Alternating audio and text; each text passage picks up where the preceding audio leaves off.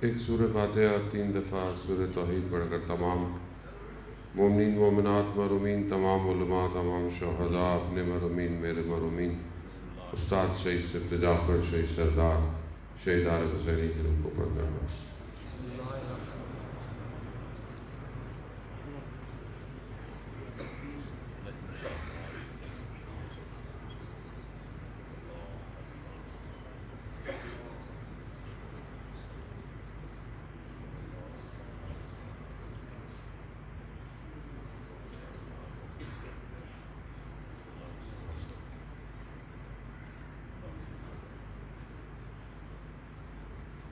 امام زمانہ کی سلامتی کے لیے ایک دفعہ صلوات پیش کریں۔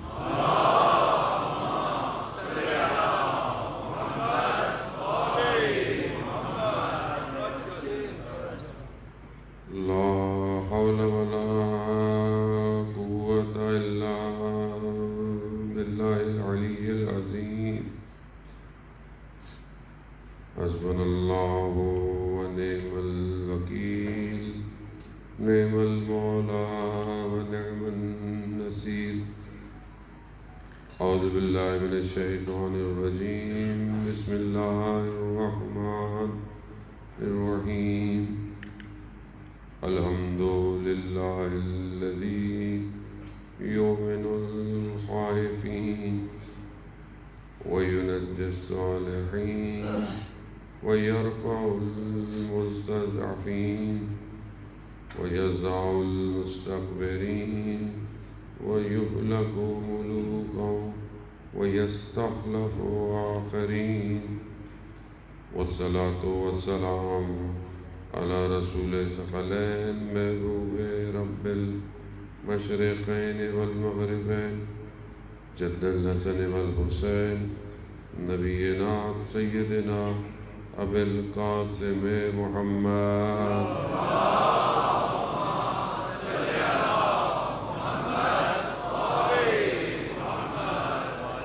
وعلى آله الطيبين الطاهرين المعصومين، لا سيما بقية الله في الأرضين، روحي وأرواحنا لتراب مقدم الفداء، ولعنة الله على أعدائهم أجمعين۔ بسم الله الرحمن الرحيم۔ رب اشرح لي صدري ويسر لي أمري واحلل عقدة من لساني يفقهوا قولي، أما بعد فقد قال الله تبارك وتعالى في كتاب الحكيم والقرآن المجيد، وما خلقت الجن والانس الا ليعبدون۔ صلوات بھیجے لوگ۔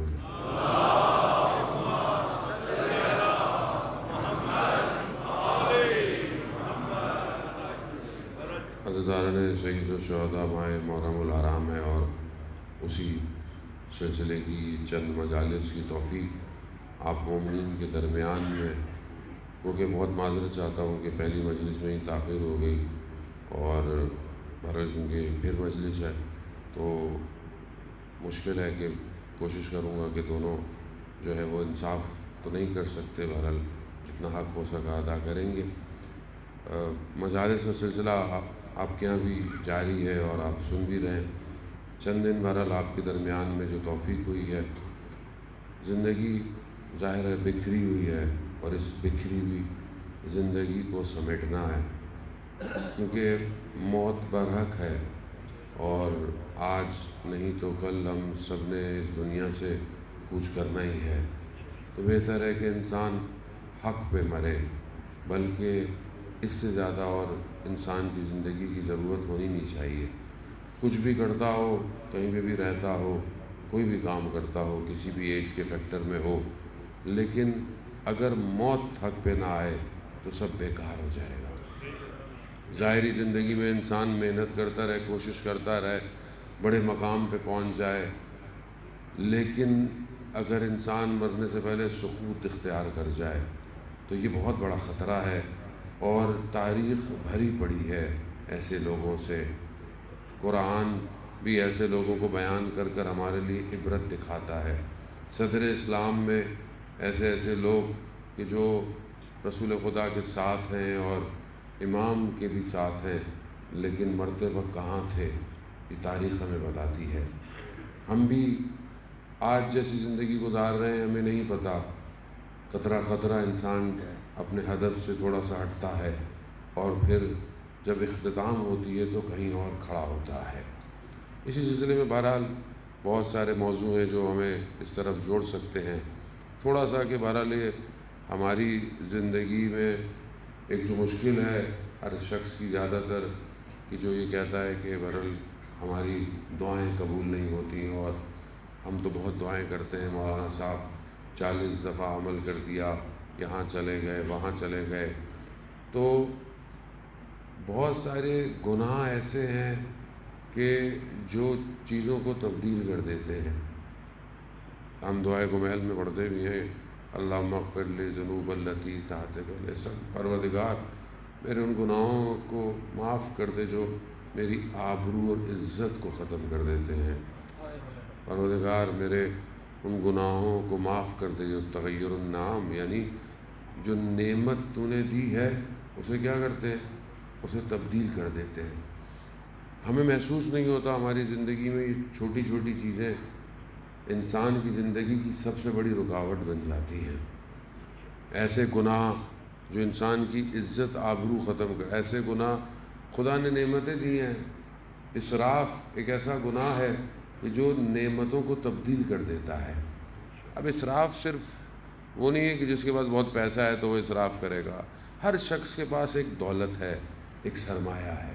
سرمایہ 3 طرح کا ہے جو اللہ نے اپنے انسان کو دیا ہے، ہماری مخلوق جو ہے اس کو 3 سرمایہ۔ ایک سرمایہ جسم ہے، سب کو دیا ہے اللہ نے، انسان اپنے جسم کا خیال بھی رکھتا ہے، یہ اس کا سرمایہ ہے، جس کا جسم اچھا ہوتا ہے بیماریوں سے بھی وہ مقابلہ کرتا ہے، بہرحال زندگی میں کہیں پر اسے طاقت آزمانی پڑتی ہے، یہ اس کا سرمایہ ہے، انسان کا بدن اس کا سرمایہ ہے۔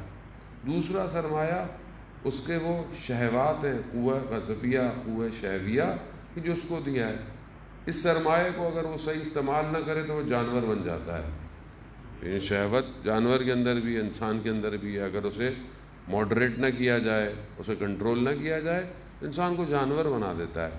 غضب بھی اصل میں قوہ ہے، ایک طاقت ہے، لیکن کہاں استعمال کرنی ہے کہاں استعمال نہیں کرنی، اسے کون بتائے گا؟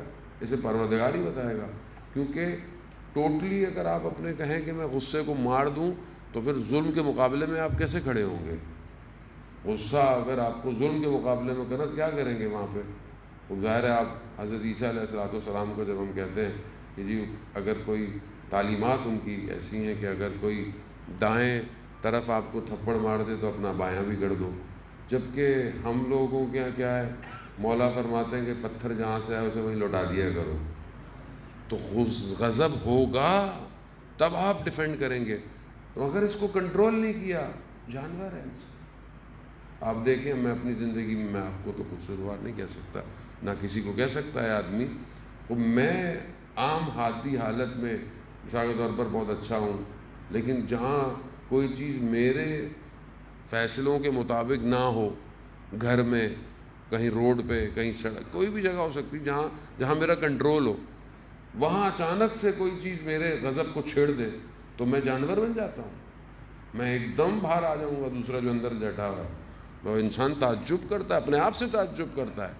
اور یہ روزمرہ ہماری زندگی میں ہو رہا ہے، ہم اس کو سمجھتے نہیں ہیں۔ تو یہ دوسرا سرمایہ ہے جسے خدا نے انسان کو دیا ہے، اس پہ خیر بہت گفتگو ہے، جتنا وقت ملا کریں گے۔ تیسرا سرمایہ انسان کے پاس معنوی ہے، باطن ہے، یہ اس کا سب سے قیمتی سرمایہ۔ اگر وہ اس سرمایہ کو صحیح طرح لے کے جائے گا تو وہ کامیاب ہو جائے گا۔ بدن ضعیف ہو جائے، گر جائے، بیمار ہو جائے، انسان ایک ایسے ایج میں آ جائے جہاں اس کے یہ قوے جو اندر کے ہیں ان کو استعمال نہ کر پائے، لیکن اگر باطن اس کا صحیح ہے تو اس کا خاتمہ خیر میں ہو سکتا ہے۔ ہم اپنے ظاہری بدن کو اچھا کھانا کھلائیں، خوراک دیں، اچھے لباس پہنیں، اچھے کپڑے پہنیں، وہ ضرور ہے، صاف ستھرے رہیں آپ، ضروری ہے، لیکن آج دنیا اسی ظاہر کو بنانے میں سارا خرچہ کر رہی ہے، اور اسی ظاہر کے لیے آپ دیکھیں پورا کارپوریٹ سسٹم، پوری کمپنیاں، ہر چیز کیا ہے، سوشل میڈیا کا دور ہے، جوان آپ سب بیٹھے ہوئے ہیں، اب انسان برانڈنگ کے اندر چلا گیا، کپڑے ایسے ہوں، شرٹ ایسی ہو، گھڑی ایسی ہو، جوتے ایسے ہوں. اب یہ ذہن کو جو بنایا جا رہا ہے یہ باطن تھوڑی بنایا جا رہا ہے، تو ظاہر ہے. یعنی اس کا ظاہری چیز کو اتنا خوبصورت کر دیا جائے کہ وہ اپنے باطن سے غافل ہو جائے. اور آج دنیا یہی کر رہی ہے. دنیا اس کے اس ظاہر کو چھیننے کی پوری کوشش میں ہے کہ اس کو اتنا مٹیریلسٹک کر دو کہ یہ اپنے باطن کی طرف توجہ ہی نہ دے. ٹھیک ہے، آج ہماری زندگی میں دوڑ کس چیز کی ہے؟ ظاہر کی ہے. مطلب اگر یہ آج ایک چیز میٹرلسٹک میرے پاس ہے تو کل دوسری ہونی چاہیے، پرسوں. کوآپریٹ بھی اتنی ہی کوشش کر رہا ہے. ابھی ایک سال یا 6 مہینے گزرتے نہیں نیا فون آ جاتا ہے. اب انسان کو ٹینشن ہوتی ہے اتنی مشکل سے تو اس کو خریدا تھا، اب اگلا کہاں سے خریدوں. اور ہیں بھی ایسے کیمرے اوپر نیچے کر دیتے ہیں، تصویر کھینچتے وقت بھی سامنے والا دیکھ لیتا ہے یہ تو پرانا والا ہے، نیا والا نہیں ہے. کمپلیکس انسان کو مادے میں کمپلیکس ڈال دیا ہے. گھڑی آدمی پہنا ہوا اسمارٹ واچ کرے نہیں تو پرانا والا جنریشن، نیا والا نہیں ہے. کمپلیکس جوتا، اس کمپلیکس میں مادے میں پھنسا دیا ہے خاص طور پہ نئی نسل کو. اتنی کمپلیکس میں ہے کہ میں خود حیران ہوتا ہوں. بعض اوقات لوگ ہماری بھی تصویر کھینچتے ہیں جب، تو میں نے دیکھا وہ فلٹر کے ساتھ کھینچ رہا ہوتا ہے آدمی. اتنا کیا کمپلیکس ہے بھائی؟ جو حقیقت ہے وہی دیکھو. جو حقیقت ہے اس کو دیکھنے سے کیوں بھاگ رہے ہو؟ کیوں شرما رہے ہو حقیقت سے؟ اور یہ پھر ظاہر ہے، باطن تو خدا نے پردہ ڈالا ہوا ہے. اگر باطن آپ کے کیمرے پہ آ جائے آپ اپنے کیمرے کا اسکرین خود توڑ دیں گے. ایسی ہے جانے محترم. جب ظاہر پہ ہم بھاگ رہے ہیں تو اصل جو ہے وہ اگر دکھا دیا تو کیا ہوگا؟ اصل سرمایہ یہی ہے. ہمیں اس پہ لگا دیا یہ گورا چٹا ہو جائے کسی طریقے سے، کیا ہوگا؟ کہاں جائیں گے؟ کس کو دکھائیں گے آپ؟ دھوکہ، فریب. بچوں کے ذہن کون بنا رہا ہے آج؟ اب یہ میڈیا بنا رہا ہے. اس کے اندر اس کو دیکھیں، اللہ نے جو اپنے ہادی بھیجے تھے وہ باطن کے سرمایہ کو اوپر لے کے جانے کے لیے تھے. اللہ کے ہادی اس لیے تھوڑی تھے. اللہ کے ہادی کو مسئلہ نہیں تھا کہ رزق نہ ہو، برکت نہ ہو، کام نہیں کرو، کاروبار نہیں کرو، سب کرو، لیکن اصل باطن تھا. اور باطن ہے. دنیا جو اس کے مقابلے میں آئی وہ کیا ہے؟ وہ فرعونیت، اہرام مصر، بڑی بڑی بلڈنگیں، سب کچھ. جب فرعون کو کہا کہ بھئی یہ موسیٰ رب کدھر ہے؟ کہا بہت اوپر ہے عرش پہ. تو اس نے اس وقت کہا تھا کہ ایک بڑی سی عمارت بناؤ. تو آپ کو پتہ ہے اہرام مصر ابھی آج تک سوچتے ہیں کیسے بن گئے. وہ انسان اس زمانے میں تھے کہ پتھر اتنے اوپر لے جاتے. انہوں نے بڑی کوشش کی، ایک بڑی اونچی بلڈنگ بنائی اور تھک گئے. انہوں نے کہا اتنی اوپر جا رہے ہیں نیچے کیسے آئیں گے؟ ہائبرنیٹ لفٹ تو ہوتی نہیں تھی اس زمانے میں کہ بٹن دبایا نیچے آ گئے. وہ اوپر جائیں گے نیچے اتریں گے کیسے؟ تو چھوڑ دیا. لیکن یہ بہت اوپر تک گئے. خوب یہ موسیٰ کے رب کو ڈھونڈ رہے تھے. رب بھی کہیں ہوتا تھوڑی ہے، رب تو ہر جگہ ہے. خدا کسی جگہ پہ قید تھوڑی ہے. وہ خدائی کیا جو مکان میں آ جائے. خدا خالق مکان ہے، خدا خالق زمان ہے. بچوں کے ذہنوں میں سوال آتا ہے اللہ کب پیدا ہوا، اللہ کب بنا، اللہ کہاں رہتا ہے. خوب اچھی بات ہے، بچوں کو ڈانٹنا نہیں. سوال تو بہرحال سوال ہے لیکن ان کے جواب صحیح دینے چاہیے کہ بچے کا عقیدہ خراب ہو جاتا ہے. بچہ اسی عقیدے پہ پھر آگے بڑھتا ہے، پھر اس کی مشکلات ہیں. اور جانے مطلب اس سرمایہ کو، یہ جو سرمایہ ہمارے وجود میں پروردگار نے ہمیں دیا ہے، اس کا سالم جانا کمال ہے. اگر یہ جاتے وقت گڑبڑا گیا بس یہی سی کی مشکل ہے ساری. مرتے وقت کوئی یہ نہیں پوچھے گا، نہ کوئی پوچھتا ہے کہ بھائی جب یہ مرا تھا تو یہ کپڑے کون سے پہنا ہوا تھا. کوئی نہیں پوچھتا. لوگ تو ایسے ہیں کہ بڑے بڑے شخص کی پہچان بھول جاتے ہیں. کوئی بھی نہیں پوچھتا یہ صدر تھا، یہ پریزیڈنٹ تھا، یہ جو ہے وہ کوئی بڑی پوسٹ پہ تھا. کچھ ڈپارٹمنٹوں کے تو اندر نام لینے سے بھی ڈرتا ہے کہ وہ چاہتے ہوئے کہ باہر نہ لے جائیں. تو کوئی انسان یہی نہیں کہ نام لے سکتے ہیں جو کچھ نہیں کہتے. اظہار محترم خوب یہ پوزیشن تھی وہ پوزیشن، لیکن جب مرتا ہے لوگ کیا کہتے ہیں؟ مردہ ہے، میت ہے. جتنے القاب تھے ختم. اس کا مطلب کیا ہے کہ یہ سب مادہ تھا اور تم پوری زندگی اس مادے پہ لگاتے رہے. ختم ہو گئی، نو آئیڈینٹی، مردہ ہے. ہاتھ لگاؤ گے غسل واجب، یعنی یہاں شناخت چھینی خدا نے، نجس ہو جاتا ہے انسان جب تک غسل نہ دیا جائے. یہ ہے حقیقت اس مادے کی. اس پر ہم چوڑے ہو کے گھوم رہے ہیں، ختم ہی نہیں ہوگا تیری زندگی ہماری. حساب کس کا ہوگا؟ حساب خدا یہ تھوڑی پوچھے گا کہ مرتے وقت کپڑے کون سے پہنے تھے، گاڑی کون سی تھی. نہ، قلب کیسا ہے. مولا متقیان مناجات امیر المومنین مسجد کوفہ میں جو پڑھی جاتی ہے، اور ضروری نہیں کہ آپ وہاں پڑھیں، اپنی زندگی میں بہرحال کبھی بھی اس مناجات کو پڑھیں. مولا خدا کی بارگاہ میں کیا کہہ رہے ہیں؟ اللہم انی اسألک یوم لا ینفع، پروردگار میں تیری بارگاہ میں سوال کرتا ہوں کہ جس دن کوئی چیز نفع نہیں دے گی سوائے اس کے جو قلب سلیم لے کر آئے گا.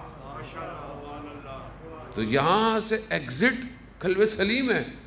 اب یہ قلب سلیم ہی کا تو سارا گیم ہے کہ اس کو لے کے کیسے جانا ہے، اس کو بچائیں کیسے. یہاں تو صبح شام موت ہے، صبح شام ڈسٹریکشن ہے. اور جس زمانے میں ہم زندہ رہ رہے ہیں، اس زمانے کی تو حالت یہ کہ صبح ایمان سے گھر سے نکلے گا، واپس بے ایمان آئے گا. حقیقت ہے یہ. رسول خدا حضرت محمد مصطفیٰ صلی اللہ علیہ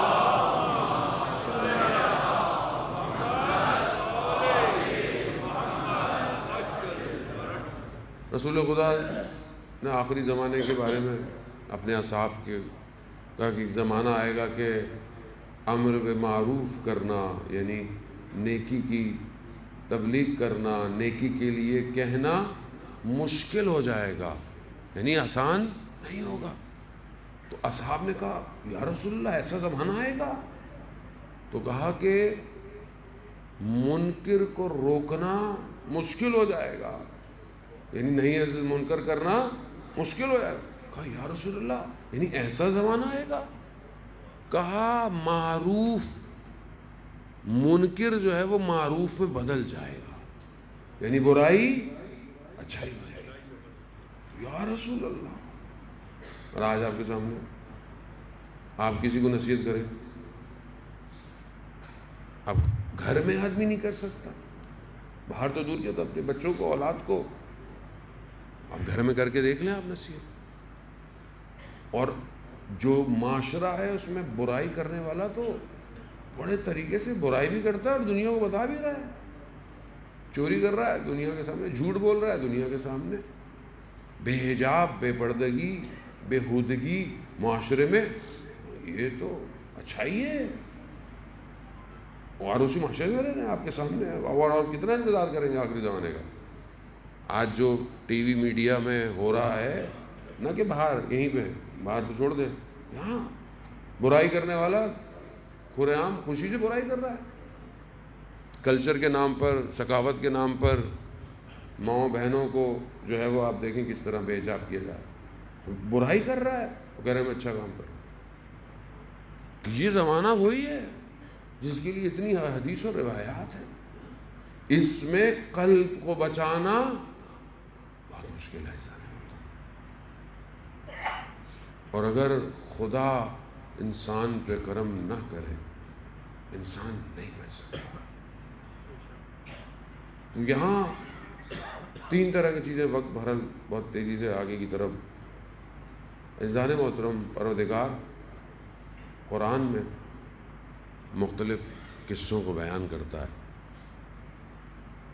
تین چیزیں کہ جس کے لیے خود سید الشہداء بھی فرماتے ہیں، انسان یا تو رشد کرتا ہے، یعنی اوپر کی طرف جائے گا، آگے کی طرف بڑھے، یا پھر راکد ہے، رکا ہوا ہے، اور تیسرا منحوت ہے، یعنی حبوط، یعنی نیچے کی طرف گرا ہوا ہے۔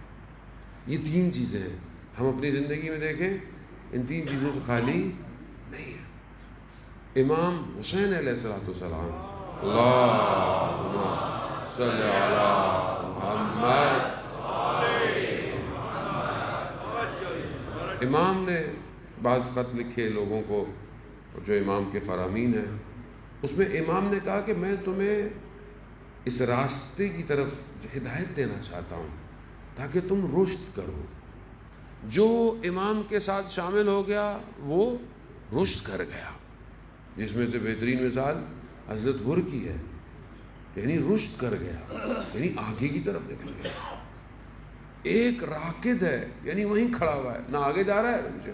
امام نے کئی لوگوں خط لکھے، کئی لوگوں بولا، نہ انہوں نے دشمن کا ساتھ دیا نہ امام کا، لیکن راکد ہونا مقدمہ ہوتا ہے گرنے کے لیے، یعنی انسان جب تباہی کی طرف گرے۔ کچھ لوگ تھے جو امام کو جانتے تھے، امام کو سمجھتے تھے، مگر امام کے مقابلے میں آ گئے۔ یہ تین طرح کے کردار ہیں جو کربلا کے آس پاس موجود ہے۔ ہم اپنی زندگی میں دیکھیں، ہم رشد کر رہے ہیں، راکد ہیں، کہ خدا نخواستہ نیچے گر رہے ہیں۔ قرآن سورہ اعراف میں غالباً آیت نمبر 176 میں پروردگار ایک قصہ بیان کر رہا ہے۔ حضرت موسیٰ علیہ السلام کا رشتہ دار لگتا ہے، بلم بعورا، بہت بڑا عالم ہے، ہاتھ اٹھاتا ہے دعا پوری ہو جاتی ہے، ہاتھ اٹھاتا ہے دعا پوری، مگر اپنے زمانے کے ولی کے مقابلے میں آ گیا۔ کس کے بہرحال کہتے ہیں، اپنی زوجہ کے کہنے پر، دنیا کے کہنے پر، بہرحال آ گیا۔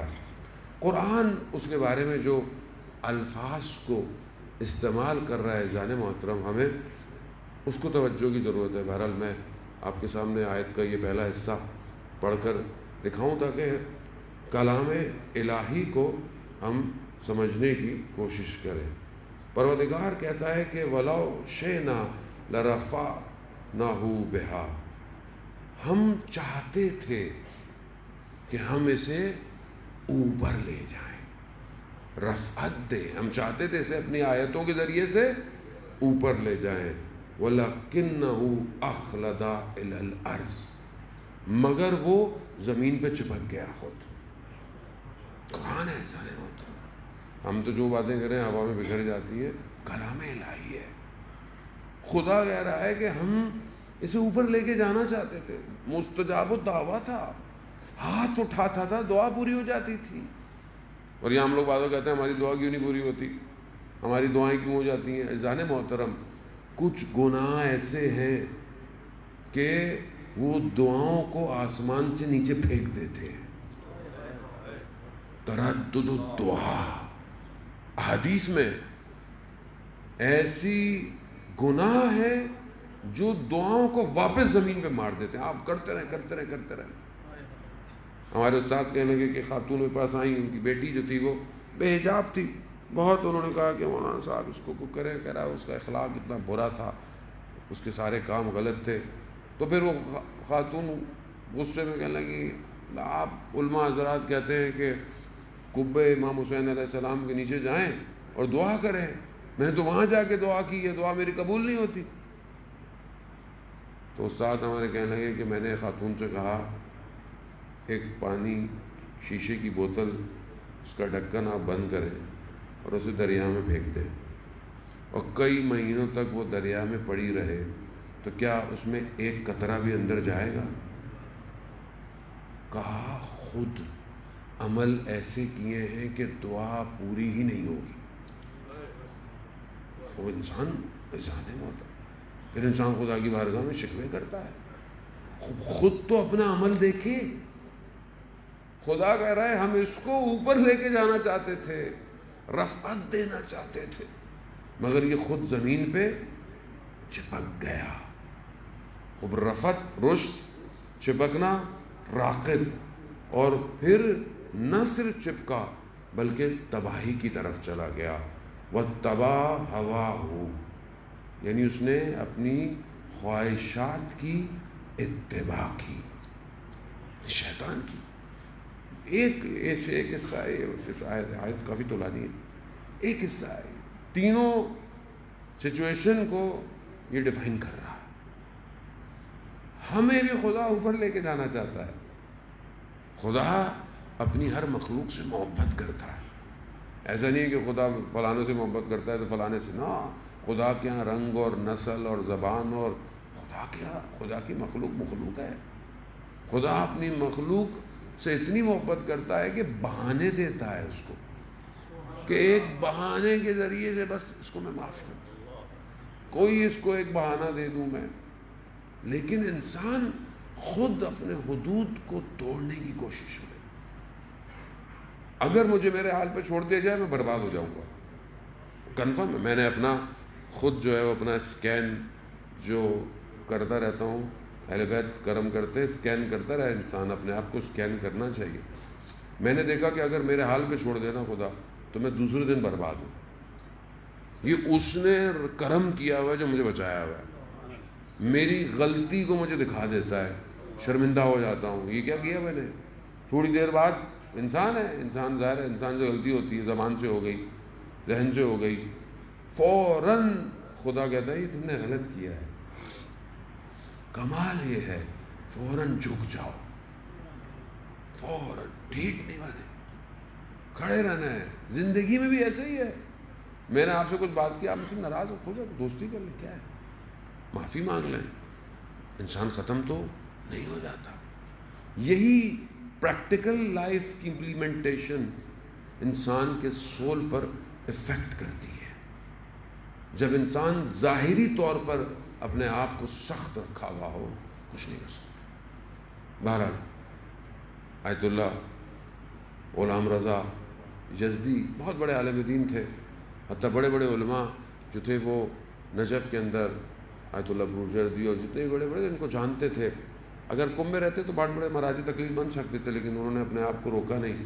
وہ شہر شہر، گاؤں گاؤں، ملک ملک تبلیغ کرتے رہے.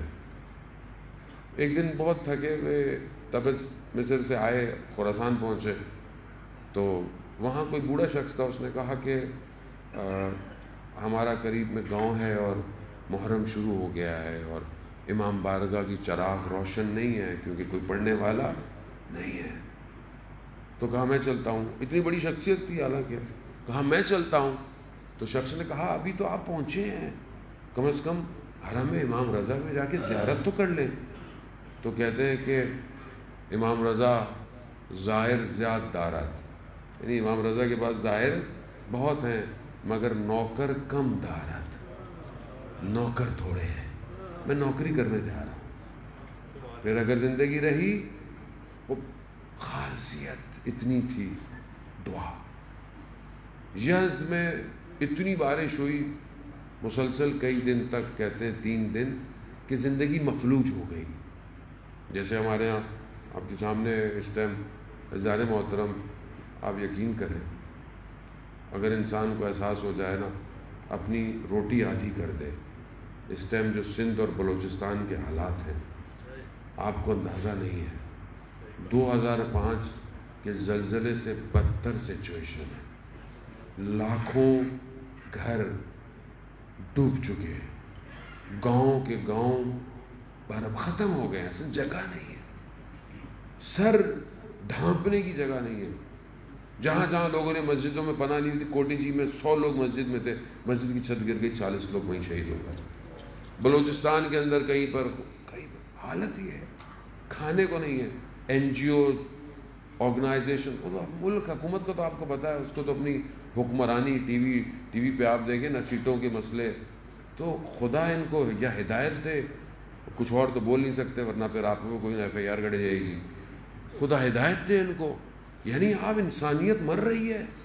ابھی ویڈیو دیکھی میں نے، لاڑکانہ میں DC جو ہے وہ جو راشن کا سامان آیا، ٹینٹ آئے، اس کو بیچ رہا ہے. یار انسانیت تو ہو. میں یہاں پہ کھڑے ہو کے چلو بیچ دوں، مجھے نہیں پتا معلوم، وہیں پر پانی میں لوگ ڈوب رہے ہیں. پورا خیرپور شہر ڈوب گیا ہے. 80 گھنٹے بارش ہوئی ہے. کوئی خوف نہیں ہے، کسی حکمراں کو کچھ نہیں ہے، ہل نہیں رہا کوئی. عذاب نہیں آئے تو کیا ہے جانے محترم، مجھے آپ بتائیں. وہاں بہرحال آپ کوشش کریں جتنا آپ سے ہو سکتا ہے جانے محترم، یعنی واقعا اپنی طرف سے تو کوشش کریں. اور جو رجسٹرڈ آرگنائزیشنز ہیں کام کر رہی ہیں، آپ ان کے پیجز پہ جائیں، بہت ساری ہمارے اندر ہیں. میسو ہے، آئی ایس او ہے، امامیہ ہے، جے ڈی سی ہے، بہت لوگ کام کر رہے ہیں. آپ کے سامنے ان کے سوشل میڈیا پیجز ہیں، ان کے اکاؤنٹس ہیں، سب کچھ ہیں. آپ بہرحال جتنا ہو سکتا ہے ڈالیں. اپنے دسترخوان کے 10 دن کے کھانوں کو ایک کھانا رکھ لیں. ایک کھانا کم از کم ایک کو بھجوا دیں. وہاں لاکھوں کا کھانا ڈیلی جا رہا ہے لیکن لوگ پورے نہیں ہو پا رہے ہیں. پھر ان کے ٹینٹ، پھر ان کو گھر بنانا. یزد میں بھی ایسی حالت ہو گئی، 3 دن اتنی بارش ہوئی کہ زندگی مفلوج ہو گئی. لوگوں نے اوپر پناہ لے لی، کام ختم. غلام رضا یزدی شخص کہتا ہے میں نے دیکھا کہ رات کو اپنے گھر کے صحن میں آئے، اپنا امامہ اتارا اور خدا کی بارگاہ میں ہاتھ پھیلائے. پروردگار، میں ان یزدیوں کو جانتا ہوں، یہ حلال لقمے کے لیے محنت کرتے ہیں، یہ اپنی اولاد کو رزق حلال کھلانے کے لیے کوشش کرتے ہیں. پروردگار، اگر ان پر عذاب کسی ایک گناہ گار کی وجہ سے ہے تو وہ گناہ گار میں ہوں. پروردگار، تجھے اس ایک گناہ گار کی وجہ سے ان پر عذاب نہ ڈال، تو ان کو معاف کر دے. وہ کہتا ہے ابھی یہ دعا مانگ رہے تھے، بارش ختم ہو گئی. تو آدمی اس مقام پہ جائے، باطن دیکھتا ہے خدا. ہمارے باطن خراب ہے. ہم جس چیز کو نوچ رہے ہیں دنیا کچھ نہیں دے گی، صرف افسوس اور شرمندگی ہے بس. بہرحال کل ایام گزرے، بہرحال یہ ایام ویسے بھی کاروان لٹا ہوا شام کی طرف رواں ہے. بہرحال میں چند دن امام سے لوگ کہتے تھے کہ مولا آپ اتنا کیوں گریا کرتے ہیں؟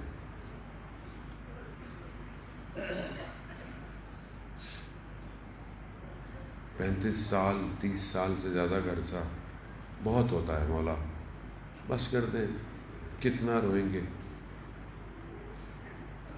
امام نے کہا، فرمایا کہ حضرت یعقوب کا ایک یوسف کھویا تھا.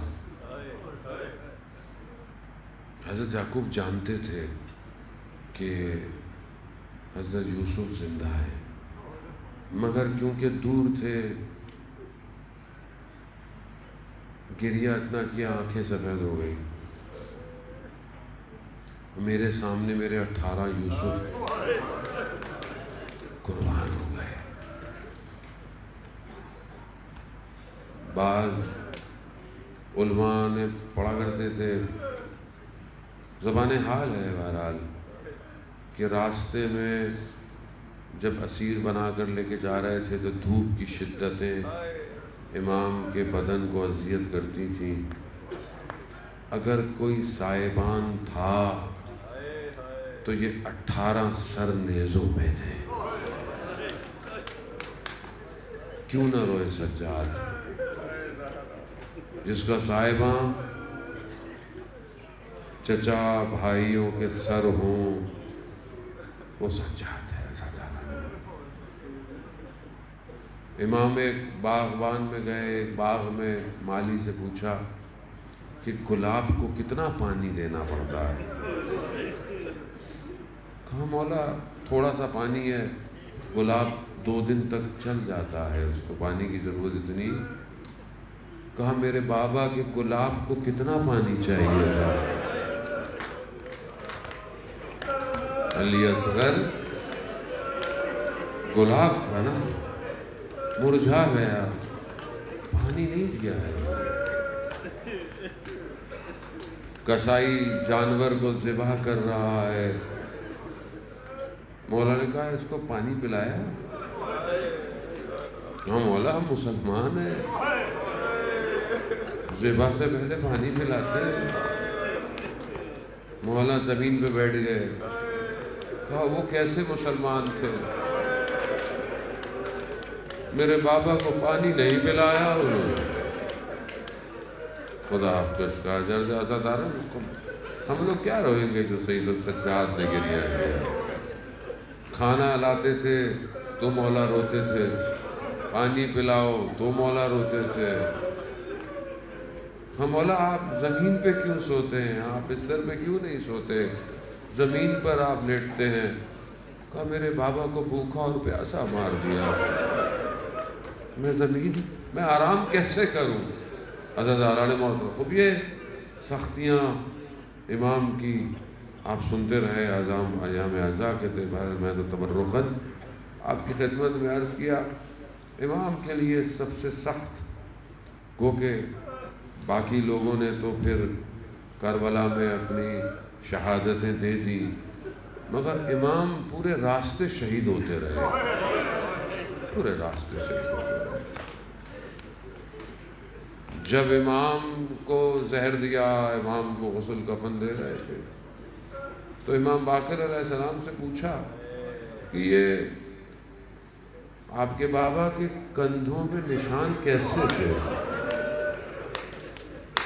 امام خود فرماتے ہیں کہ میرے بابا کے گلے میں لوہے کا توق تھا. دھوپ سورج کی جب گرمی پڑتی تھی نا تو یہ گرم ہو جاتا ہے. امام نے ایک دفعہ عمر ابن سعد لعین سے کہا کہ مجھے امامے کا کپڑا کاٹ کے دے دو. کہا یہ توق اذیت کرتا ہے. کہا جیسے ہی ہٹایا تازہ خون نکلنا شروع ہو گیا. عزادارانو، تو یہ سب سختیاں امام کرتے رہے. مگر جب امام سے پوچھا کہ سب سے سخت کیا تھا، تو مولا کہتے ہیں ہائے شام، ہائے شام، ہائے شام. مولا شام میں ایسا کیا ہوا؟ راوی کہتا ہے میں شام میں داخل ہوا، میں نے دیکھا لوگ رنگ برنگے کپڑے پہنے، عید کا سما ہے، لاکھوں کی تعداد بیان ہوتی ہے کہ شام کے اندر میلہ لگا ہوا. اس نے کہا کوئی تہوار تو نہیں؟ پوچھا یہ کیا ہے؟ کہا کچھ باغی تھے مارے گئے اور کچھ کو اسیر بنا کے لایا ہے. عزاداران محترم، بس وہ کہتا ہے میں نے دیکھا، جب میں نے سر نیزے پر دیکھے تو میں نے کہا یہ تو جانے پہچانے چہرے ہیں. میں جیسے آگے جب میری امام کو دیکھا، میں نے کہا مولا یہ کیا ہو گیا؟ امام نے کہا کہ کچھ پیسے ہیں جن کے ہاتھوں میں نیزے ہیں، ان کو دو اور ان سے کہو کہ آگے کی طرف جائیں تاکہ لوگوں کی نگاہیں میرے اہل حرم پر نہ پڑے. عزاداران محترم، خب یہ امام کے لیے بڑا سخت تھا کہ غیر کا مجمع اور علی کی بیٹیاں بے حجاب. اللہ اکبر. بس عزاداران محترم، جب 13 محرم کو اجازت امامت سے امام کو بلایا، امام آئے، ایک ایک کر امام نے دفن کیا سب کو. لیکن جیسے ہی ایک بدن پہ پہنچے کہا میں اکیلا دفناؤں گا. عزاداران محترم، مقاتل کہتے ہیں کہ امام نے اپنے بابا کے بدن کو اٹھایا نہیں، بلکہ ایک بوری رکھی، اپنے بابا کے بدن کو سمیٹا، اٹھایا، کربلا کی سرزمین میں رکھا. کہا تو کتنی خوش قسمت ہے، حسین ابن علی تمہارے درمیان میں ہے، کٹی ہوئی رگیں ہیں، سر نہیں ہے کہ روئے قبلہ کیا جائے. امام نے مٹی ڈالی ہے، پھر ٹوٹی ہوئی نیزوں اور تیروں کو ہٹانا شروع کیا. کہا مولا کیا ڈھونڈتے ہیں؟ کہا ایک کٹی ہوئی انگلی ہے.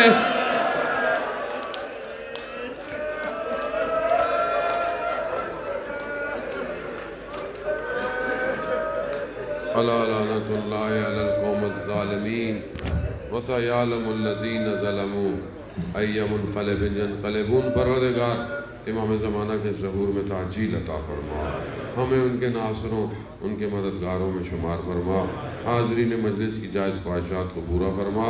پروردگار خاص طور پہ یہ سیلاب میں آپ بھی کوشش کریں، باہر بھی انہوں نے امداد کے لیے باکس لگایا ہے، جتنا ہو سکے جہاں ہو سکے میں نے عرض کیا اس کو سنجیدہ لیں، اور بے شک اپنی ایک روٹی روز کی 10 دن تک حد اقل کم کر دیں، مگر ان سیلاب زدگان کی مدد کریں۔